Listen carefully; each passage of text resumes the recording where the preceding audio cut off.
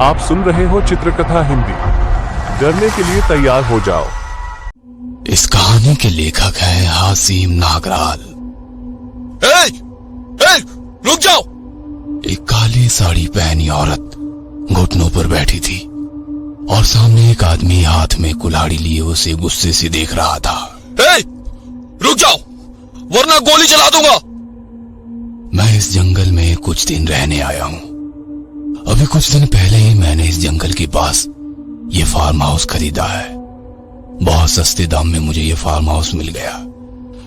मुंबई की भाग दौड़ भरी जिंदगी से दूर इस प्रकृति की खूबसूरती में आकर बहुत अच्छा लग रहा था। खुली और ताजी हवा सुकून दे रही थी। मैं, मेरी बीवी और मेरा 7 साल का बच्चा, हम तीनों यहां आए थे। इस फार्म हाउस के पीछे एक बड़ा घना जंगल है।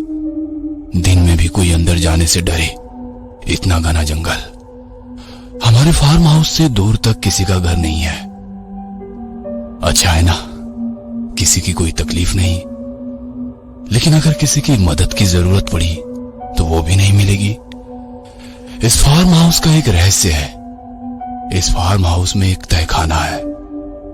उसका दरवाजा आपको पहली नजर में दिखेगा भी नहीं, लेकिन नीचे जमीन पर जो कोने में काले रंग की मार्बल है ना, वहीं तो है इस तहखाने का दरवाजा। नीचे जाने के लिए लकड़ी की सीढ़ियां हैं। एक आदमी आराम से खड़ा हो सके इतनी ऊंचाई है उसकी। वहां पुराने मालिक का कुछ सामान भी पड़ा था, जिसमें से एक कुल्हाड़ी थी। मेरी बीवी और बच्चे यहां आने के बाद बहुत खुश थे। मैं आज जंगल में शिकार के लिए निकला हूं। अब शिकार सिर्फ शेर की ही करनी चाहिए, ऐसा थोड़ी ना है जो सामने आएगा उसकी कर लेंगे। तो मैं अपने बंदूक लेकर उस घने जंगल में जा रहा था। दोपहर का वक्त था, फिर भी सूरज की किरणें जमीन पर पहुंच नहीं पा रही थी। इतना घना जंगल था। पक्षियों की आवाज, गिरगिट और कुछ छोटे प्राणियों के अलावा कुछ नजर ही नहीं आया। चलते चलते मैं बहुत अंदर तक आ गया। अचानक चारों ओर अंधेरा छाने लगा। आसमान में घने काले बादल छा गए थे। मैंने घर जाने का फैसला किया। पत्तों पर पड़ने वाली बारिश की बूंदों की आवाज आने लगी। मैं निकल ही रहा था कि मुझे एक बहुत ही डरावना नजारा देखने को मिला। एक मेरी ही उम्र का आदमी हाथ में कुल्हाड़ी लेकर खड़ा था। सामने एक काली साड़ी पहनी औरत बैठी थी, जो घुटनों पर बैठी थी। उसके खुले बाल बिखरे हुए थे। उसके बिखरे बालों की वजह से उसका चेहरा नहीं दिख रहा था। मैंने उसे आवाज दी, रुक रुक। लेकिन उस आदमी ने ध्यान ही नहीं दिया। उसकी आंखें लाल हो गई थी। बहुत तेज बारिश होने लगी थी। उसने धीरे धीरे कुल्हाड़ी उठाई। रुक जाओ वरना गोली चला दूंगा। मैंने आखिरी इशारा दिया, लेकिन शायद उसे मेरी आवाज सुनाई ही नहीं दे रही थी, या फिर वो सुनना ही नहीं चाहता था। वो पूरी गति से कुल्हाड़ी को उसके गर्दन की ओर ले जाने लगा। फिर मुझे मजबूरन गोली चलानी पड़ी, जो उसके सीने पर जाकर लगी। वो आदमी पीछे गिर गया। मैं तो किसी जानवर की शिकार करने निकला था, लेकिन मेरे हाथों एक इंसान का खून हो गया था। लेकिन मेरे सामने भी तो कोई रास्ता नहीं था। मैं उसे नहीं मारता तो वो उस औरत को मार डालता। मैं पास गया। वो अभी भी जिंदा था, मेरी ही तरफ देख रहा था। मैंने उस औरत के कंधों को पकड़ा और खड़ा किया। जोरदार बारिश हो रही थी। वो थर थर कांप रही थी, ठंड से या फिर डर से। मैं उसको लेकर चलने लगा। वो आगे चल रही थी और मैं पीछे। मैं उसके बदन की तरफ देखते ही रह गया। 25 की उम्र होगी उसकी। ना पतली थी ना ही मोटी, कद लंबा था। पीछे से उसका भीगा बदन नशीला लग रहा था। क्या बताऊं, मैं उसे देखते ही मदहोश हो गया। तुम्हारा नाम क्या है? मैंने पूछा। वो धीरे से पलटी और बोली, मोहिनी। उसके होठों पर मुस्कुराहट थी। उसके गुलाबी होठ और उस पर कुछ पानी की बूंदें।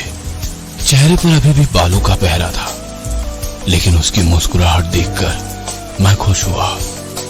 उस आदमी को वहीं मरता हुआ छोड़ मैं उस औरत के साथ आया। दरवाजे पर बीवी खड़ी थी। बेटा अंदर के रूम में था। उस औरत को देखकर वो भी चौंक गई। मैंने उसे सारी घटना बता दी। उसे भी उस औरत पर दया आई। वो उससे कुछ सवालात करने लगी, लेकिन वह चुपचाप वहीं सिर झुकाए कुर्सी पर बैठी रही।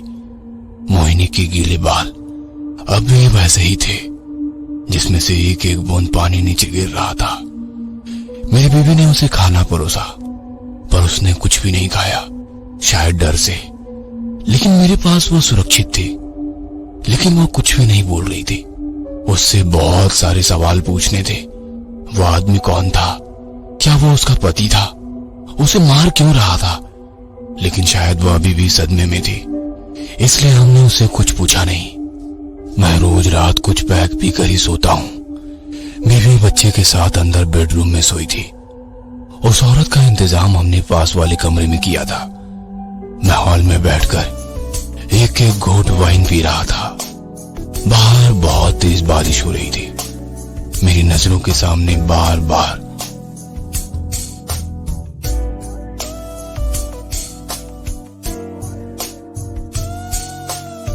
उसके नशीले बदन के सामने ये वाइन भी फीकी लग रही थी। अचानक पीछे से कुछ आवाज आई। मैंने पलट कर देखा तो मोहिनी उसके रूम के दरवाजे में खड़ी थी। काली साड़ी में बालों को खुला छोड़कर एक बिजली कड़कड़ाई, जिससे थोड़ी देर रूम में उजियाला हुआ।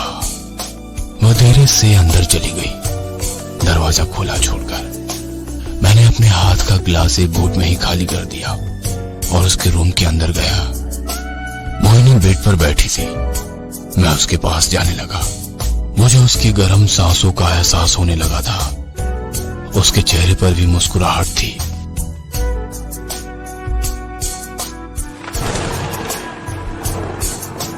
मैंने दरवाजे की तरफ देखा।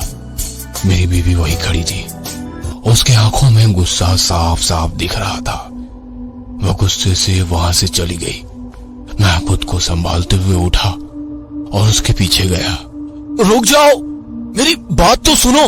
वो अंदर गई, हाथ में बैग और आधी नींद से उठे मेरे बच्चे को लेकर कार में बैठकर निकल गई।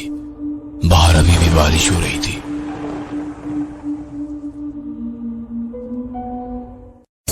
मैं पलटा। मोहिनी दरवाजे में खड़ी थी। चेहरे पर मुस्कुराहट थी।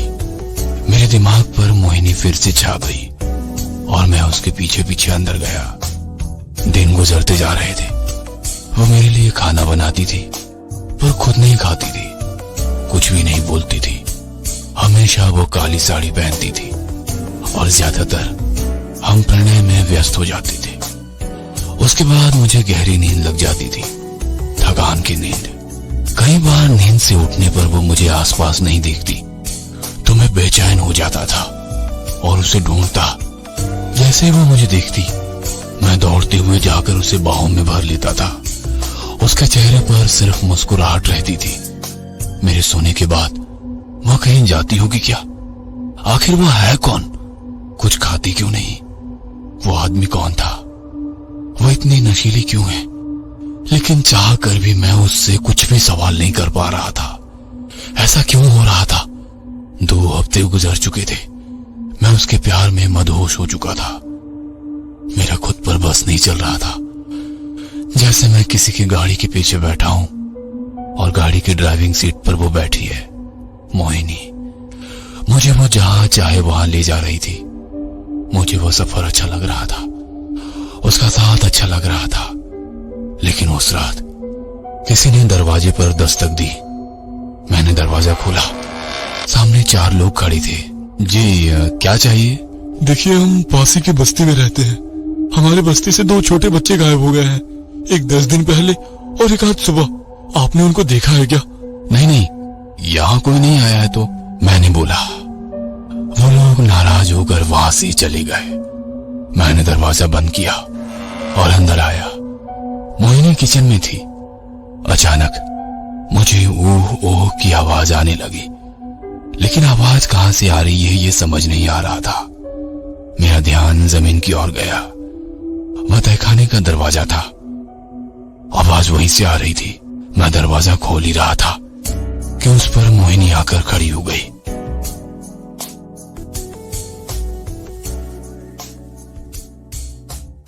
उस रात के प्रणय के बाद मुझे गहरी नींद लग गई, लेकिन पता नहीं कैसे मेरी नींद खुली।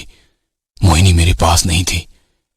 किसी जंगली जानवर के गुर्राने की आवाज आ रही थी और साथ में मुंह के चप चप की आवाज, जैसे कोई जानवर कुछ खा रहा है। मैं आवाज की तरफ बढ़ने लगा। आवाज वहीं से आ रही थी, तहखाने से। मुझे कुछ देर पहले की घटना याद आई। मैंने जल्दी से उसका दरवाजा खोला। दरवाजे के खुलते ही एक बहुत ही गंदी बदबू आई।